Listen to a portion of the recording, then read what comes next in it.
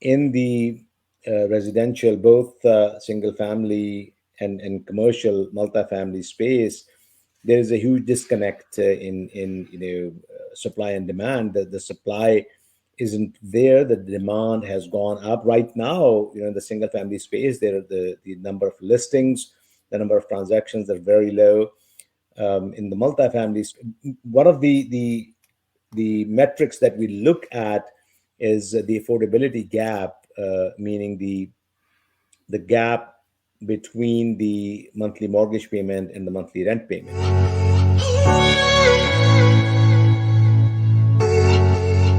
Host Josh Appleman, founder and CEO of Appleman Properties. Today we are joined with Tariq Sattar. Tariq is the CEO of Anthem Capital Partners, has a decade of consulting and 20-year real estate career, transitioning from 55 homes to 22,000 plus units, holds an MS and an MBA. Tariq, we're excited to have you with us today. If you could let the listeners know a little bit more about yourself. Thanks, Josh. Good to be here. Thanks for having me. You covered highlights of the background. I was in the corporate world for a number of years after my MBA, initially in consulting and then in restructuring and crisis management. Traveled the world, worked in a lot of different countries and a lot of different industries, and then was actually in Europe when living in Europe for a number of years before we decided to move back to the US and ended up in Oklahoma. Give credit to my wife to keep pushing me to explore real estate as an option. She always wanted me to buy one single family home as an investment, and she kept badgering me enough that I started actually looking into it, started reading up on it. Arranged a handful of meetings with investors that had been doing it for a number of years and had a pretty significant size portfolio, and ended up starting down this path. And in just a quick 2 years, I had pulled together 55 single family homes. Wow. And realized quickly that it's going to be very difficult to continue to scale in that, and started looking at commercial avenues and narrowed it down to a handful of commercial property lines, and started out in multifamily and have been very active in that now for a number of years. At what point in your career did you make a shift into real estate, and then so you were doing consulting for a number of years, and then there was a transitioning period to where you Right. transit. So I left the corporate world, and I was doing some independent consulting and a lot of stock market investments. And that is, what I was doing for a number of years before started down the path of real estate. So I had actually stepped out of the corporate world for a number of years before started the journey into real estate. Got it. I'm assuming that you were very successful in that part of your career, and then that transitioned over to enable you to start investing into single family houses.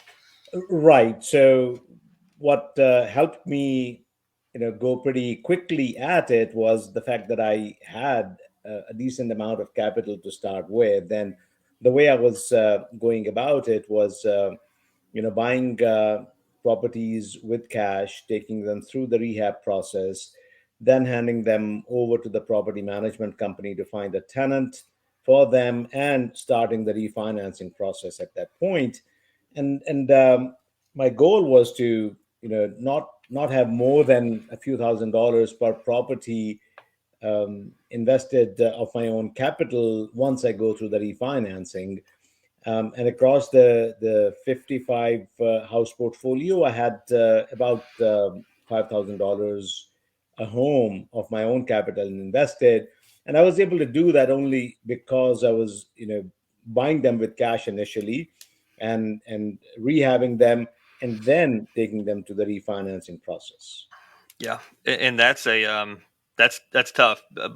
Purchasing the house and then getting it remodeled, and then going through the renovation process, the contractor, the procuring the labor and the material, full cycle. That there's depending on how heavy of a renovation you're going, it could be light cosmetic, or you could be moving plumbing stacks and adding bathrooms, adding bedrooms. I mean, were you all looking for more turnkey renovations, or was it deeper value add? Not necessarily deeper value add. There were maybe a half a dozen out of the 55 that were major investment in terms of the rehab dollars, but those also were, were bought at a rather low price.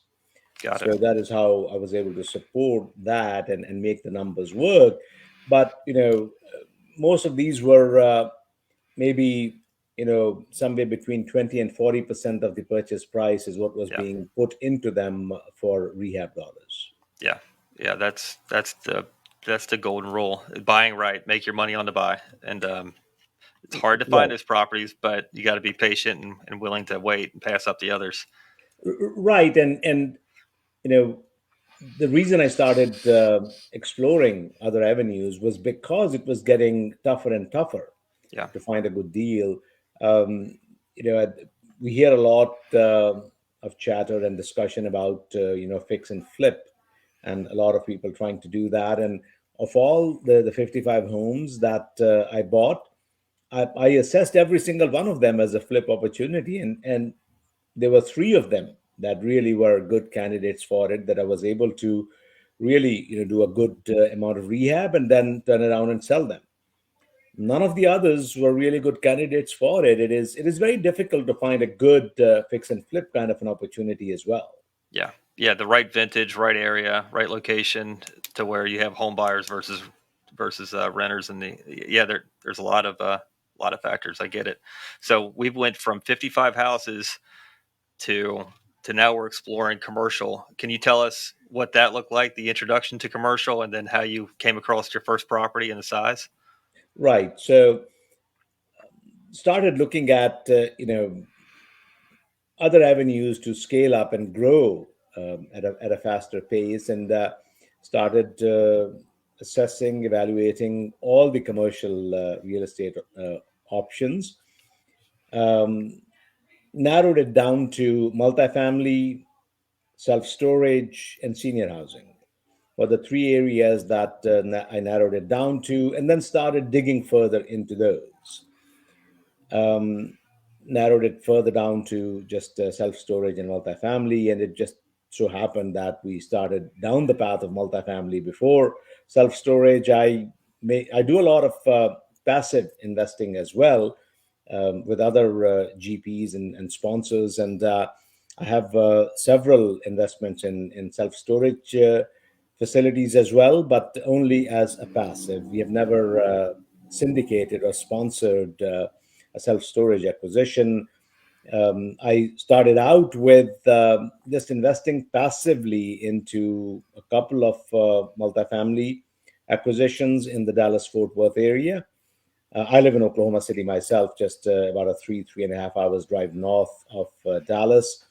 The Dallas Metroplex has been growing, significantly over a number of years. So I started out as just a passive investor in a couple of acquisitions, multifamily acquisitions, value add, 70s vintage, 150, 200 unit size range. Um, had the opportunity to become a KP or a key principal in one of those two, and that was the underlying goal. There was to have the qualification of having been a signatory or a guarantor to a Fannie Mae loan, one of the agency loans. So did that, and then being in Oklahoma, started essentially looking at Oklahoma City initially, and we purchased probably about a year and a half after starting investing as a passive investor in multifamily. We picked up a three property portfolio, a total of 214 units across three properties in Oklahoma City. So that was the first one that we purchased, that we syndicated. On that first purchase, did you join with another group, or did you form your own general partnership group? Right. So we started out, when we started started our journey in the multifamily space, We started with Anthem as the underlying company that was doing that. Ivan Vian and myself are the two founding partners of that. Ivan is here in Oklahoma as well. Retired recently from the U.S. Air Force as a pilot. He was there for a few decades, and his our paths crossed as we were both investing in single family space. He was still working in the Air Force. I was looking to buy a single family. That is where we met and worked together in the single family space for a number of years, and then started exploring multifamily together. So he has been my co-GP in all of the syndications that we have done. But we have also, in addition to the just the two of us, we have had typically one to two other co-GPs with us. Underlying reason just could be net worth liquidity requirements from the lender, as well as helping us raise the equity. Got it. Got it. So you'll have you'll have parts of the general partnership ownership split amongst the GP team on what their roles and duties are. Um, what has been what's been one of the biggest learning lessons that you've had so far doing syndications?